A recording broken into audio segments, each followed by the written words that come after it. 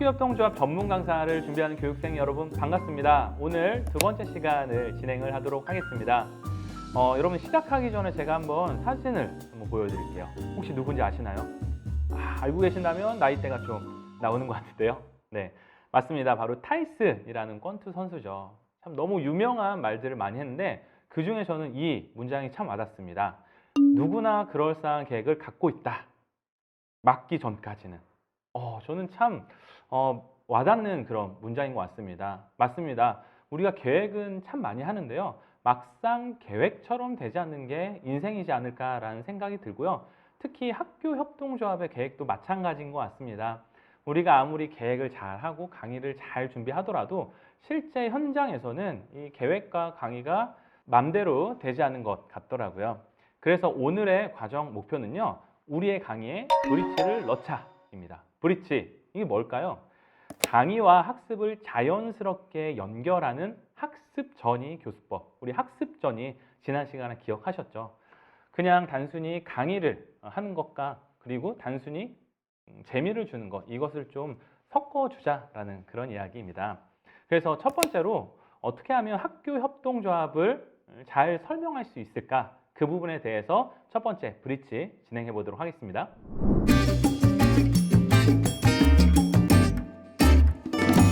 먼저 여러분들 기존의 학교 협동조합을 소개할 때 어떻게 이야기를 하시나요?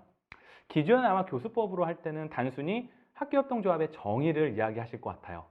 이런 거 있죠. 학교 협동조합이란 어떤 거다. 뭐 이런 이야기를 하실 것 같습니다. 근데 단순히 이제 정보를 통해서 제공을 하다 보니까 좀 낮은 학습도일 확률이 높겠죠. 여기에 제가 제안하고 싶은 브릿지는요. 바로 게임을 적용해 보자라는 겁니다.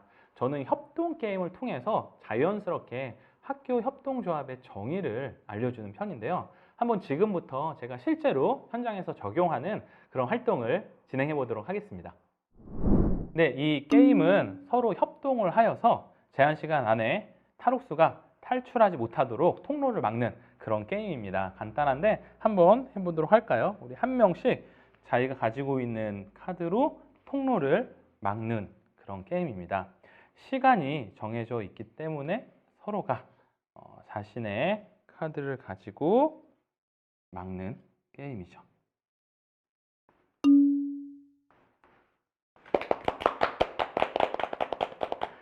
네, 이렇게 협력해서 우리가 완성을 했습니다. 여러분 해보시니까 어떠셨나요?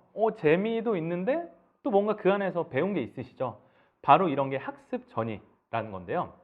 예를 들어서 제가 그 게임을 끝나고 나서 학생들에게 혹은 교육생들에게 이렇게 질문합니다. 게임을 통해서 어떤 것을 배우셨나요? 그럼 이제 다양한 이야기들을 나누죠. 네, 맞습니다. 그리고 나서 여기에서 이제 우리 학교 협동조합의 정의를 이야기를 하는 거죠. 저는 이렇게 정의합니다. 이 게임을 통해서 우리는 세 가지를 배울 수 있었습니다. 첫째, 공동의 목적이 있었다. 둘째, 모두가 협동을 했다. 셋째, 우리가 가치를 창출을 했다. 학교 협동조합도 마찬가지입니다. 학교 협동조합의 정의란 학교를 기반으로 공동에 필요한 목적을 충족하기 위해 학부모, 학생, 교직원, 지역 주민이 함께 협력하여 가치를 창출하고자 결성한 공동체. 그것이 바로 학교 협동조합입니다. 라고 이렇게 정의를 하게 되면 학생들은 게임을 통해서 또 알게 되고 또 이론을 통해서 한 번 더 숙지를 할 수 있는 그런 효과성이 있는 것 같습니다.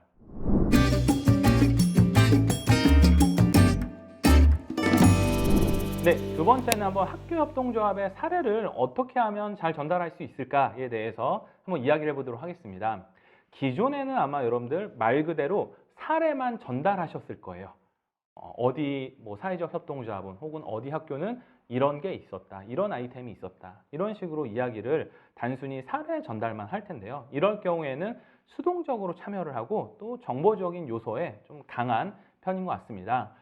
저는 여기에 이 브릿지를 넣어 보도록 하겠습니다. 저라면요, 여기에 낱말 퀴즈와 해시태그 스터디라는 것을 한번 넣어 보도록 할 텐데요. 어떤 부분인지 같이 한번 우리 해보도록 하겠습니다.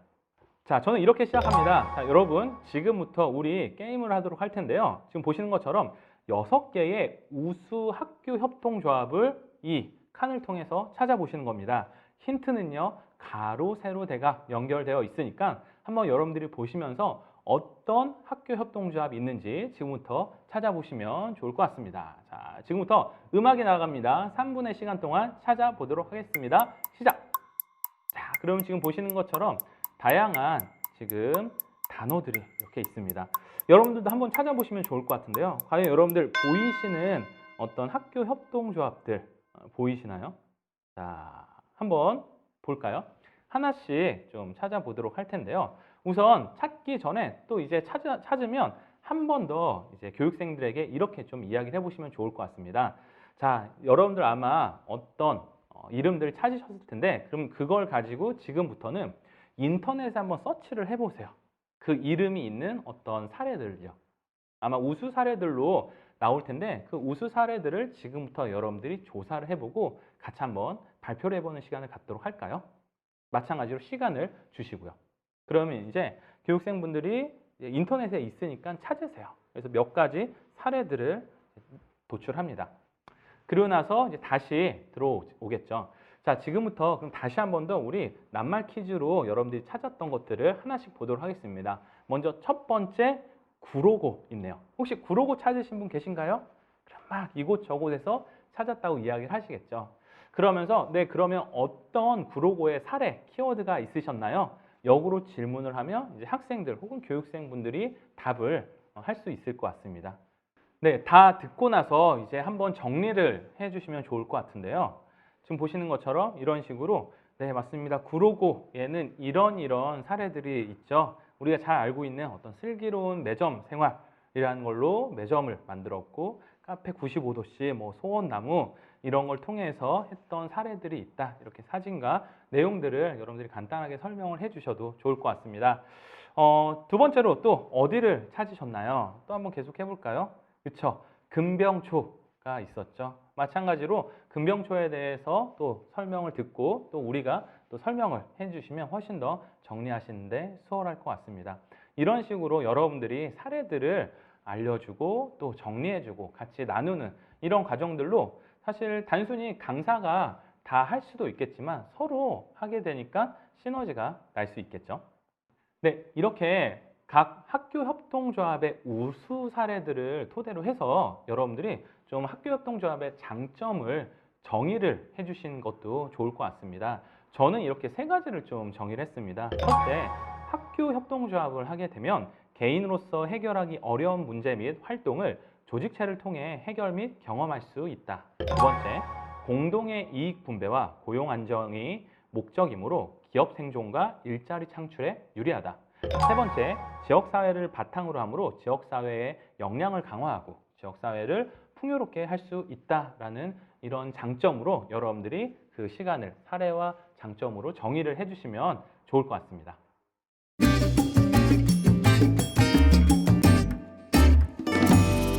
네, 세 번째로 학교협동조합을 하면 뭐가 좋나요? 즉 학교협동조합의 기대 효과는 어떻게 이야기하면 좋을까요? 아마 기존에는 강사님들의 생각을 학생들에게 전달하는 그런 방식이지 않을까라는 생각입니다. 그럴 경우에는 사실 학생들이 생각을 할 틈이 없게 되죠. 그래서 학생들이 답을 좀 찾을 수 있도록 그리고 좀 생각할 수 있도록 여러분들이 시간을 줄 수 있는 그런 기회를 주는 것도 저는 좋은 기대 효과를 발견할 수 있는 방법이라고 생각됩니다. 그래서 저는요, 어떤 빈칸 채우기 그런 활동들을 많이 하는 편인데요. 예를 들어서 이런 식으로요. 오늘 이렇게 수업을 해보니 학교 협동조합이란 뭐라고 생각되시나요? 각자 네모를 채워보세요. 그럼 이제 학생들이 스스로 채울 수 있게 하면 좋을 것 같습니다. 단어를 찾게끔 하셔도 좋을 것 같고요. 혹은 그냥 직접적으로 자신의 느낌, 감정을 표현하게끔 해보셔도 좋을 것 같습니다. 그래서 친구들 각자 좀 했던 것들을 나눠보게 하셔도 좋을 것 같아요. 그런 식으로 하면 뭐 이런 이야기들을 많이 하더라고요. 제가 생각하기에 학교 협동조합은요, 조직 경험을 해볼 수 있는 그런 기회였던 것 같습니다. 이런 부분들도 또 나오더라고요.